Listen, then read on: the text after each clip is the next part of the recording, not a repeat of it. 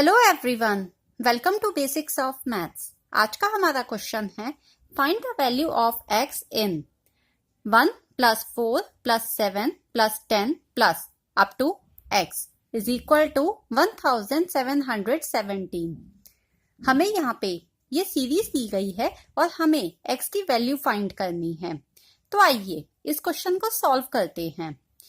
यहाँ इस सीरीज को पहले हमें आइडेंटिफाई करना होगा ये अरिथमेटिक प्रोग्रेशन है, ज्योमेट्रिक प्रोग्रेशन है या हार्मोनिक प्रोग्रेशन है। तो यहाँ देखिए 4 - 1 is 3, 7 - 4 is 3 and 10 - 7 is 3। यहाँ दो कॉन्जिक्यूटिव टर्म्स के बीच का डिफरेंस सेम है। ये सीरीज एपी में है। यहाँ पे फर्स्ट टर्म दी गई है 1 और कॉमन डिफरेंस दिया गया है 3 और हमें x टर्म्स का सम दिया गया है 1717। हमारे पास सम है तो हम यहाँ सम का फॉर्मूला यूज करेंगे। सम का फॉर्मूला होता है एपी के सम का Sn is equal to n/2 into 2a plus n-1 d, where d is the common difference. Now सम हमें दिया गया है 1717। It is equal to number of terms हमें पता नहीं है bye 2 into 2 into a 2 into 1 plus n-1 and d is 3. It is equal to 1717 is equal to n/2 into 2 plus ये multiply हो जाएगा 3n - 3 and it is equal to n/2 into 3n - 1. Now 1717 into 2 is equal to n into 3n - 1 and 3434 is equal to 3n square minus n.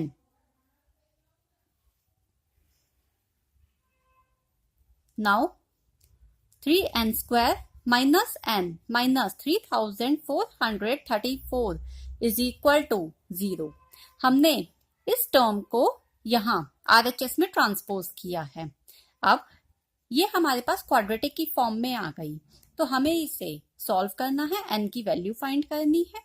तो आइए यहाँ सबसे पहले हम a और c को मल्टीप्लाई करते हैं, मतलब 3 into 3434 को मल्टीप्लाई करेंगे हमें, क्योंकि फैक्टर्स चाहिए।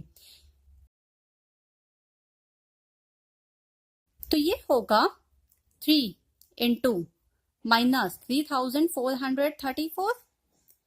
अब या तो हम इसे मल्टीप्लाई करके प्राइम फैक्टराइज करें और नहीं तो हम इसे फैक्टर्स से भी फाइंड कर सकते हैं। आइए कैसे देखते हैं। 3 into नेगेटिव साइन हम बाहर निकाल लेते हैं।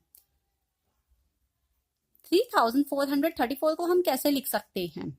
2 into 17 into 101। 3434 is equal to 2 into 17 into 101। Now 3 2s are 6, 6 into 17 into 101 and 6 into 17 is 102 into 101। यह नेगेटिव साइन लगा देते हैं। अब अगर हमारे पास प्रोडक्ट नेगेटिव है, मतलब 1 factor is negative and 1 factor is positive.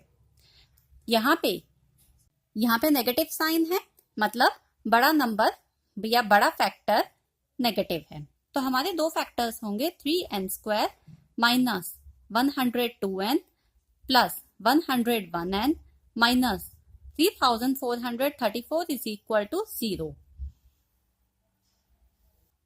Now यहां से हमने 3 कॉमन लिया, 3n, तो हमें मिलेगा n माइनस 34 प्लस यहां से हम 101 कॉमन लेंगे तो हमें मिलेगा n minus 34 is equal to 0। अब हम इन दोनों टर्म्स में से n माइनस 34 कॉमन लेंगे और हमें मिलेगा 3n plus 101 is equal to 0। Now either n minus 34 is equal to 0 or 3n plus 101 is equal to 0। तो यहाँ पे हमें n मिलेगा 34 और यहाँ हमें n मिलेगा माइनस 101/3। जो n की वैल्यू होगी वो कभी भी फ्रैक्शन में नहीं हो सकती, तो हम इस केस को कंसिडर नहीं करेंगे। हमारा n का वैल्यू होगा 34। अब हमें नंबर ऑफ टर्म्स पता चल गई है, n की वैल्यू पता चल गई है। अब हम x की वैल्यू फाइंड करते हैं। तो आइए